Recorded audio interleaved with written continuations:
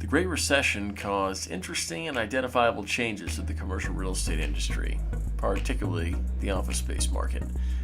The tenuous economy, coupled with technological advances, caused companies to reevaluate the way they do business, which in turn had significant impacts on their decision-making with regards to taking space. In the short term, many businesses were unwilling to sign up for long-term leases due to fear over the fate of the economy. Over the long term, though, tenants sought to lower costs and maximize efficiency by altering the way they operated, even questioning the need for office space altogether. While not a unique product of the Great Recession, outsourcing certainly increased in prevalence as a result.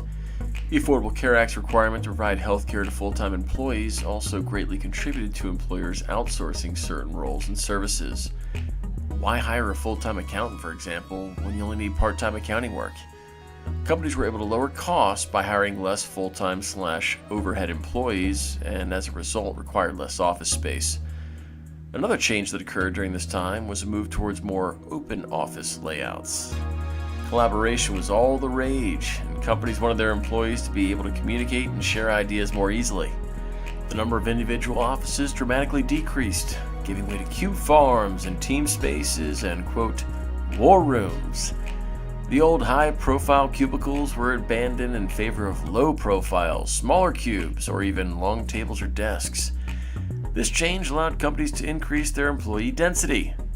In office-intensive environments, employers would typically budget 200 to 250 square feet per employee, and this included each employee share the common areas of the building and space, i.e. kitchen, bathrooms, conference rooms, etc. With the more open plan concept, employers were able to lower their employees' footprint to 150 square feet or less. And as is the case with outsourcing, this change allowed companies to take less office space, thus lowering their costs. Advances in telecommunications and connectivity led to an increase in viability and desirability of telecommuting. Many functions can be performed remotely, allowing employees to work from anywhere. Companies now have the option to allow certain staff to work from home or only require them to come to the office a few times a week or month, leading to cost savings from decreased space requirements. Quote, phone booth offices and hoteling became popular alternatives to permanent space for telework employees. Co-working spaces have been growing in popularity since 2008, particularly with newer and hipper options such as WeWork and Make offices entering the workplace. Most people were familiar with the 800-pound gorilla Regus and what they offered: short-term office rentals, access to conference room space on an hourly basis, and receptionist services. Sensing an unmet demand, these new companies presented a slightly different offering. Instead of the maze-like, office-intensive environment of their competitors, they provided a more collaborative environment with modern finishes that appealed to millennials. Furthermore, Regus's a la carte services led to many a client being shocked when they received their monthly bill. Newer options provided many more amenities such as beer and wine, black and white copies, game rooms, etc. for free.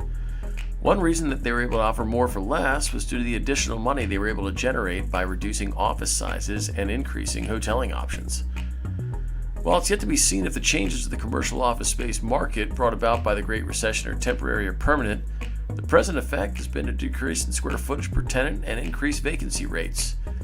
While it's yet to be seen if the changes to the commercial office space market brought about by the Great Recession are temporary or permanent, the present effect has been a decrease in square footage per tenant and increased vacancy rates. This has led to a prolonged tenants market, with landlords being forced to offer increased concessions and additional amenities to attract tenants.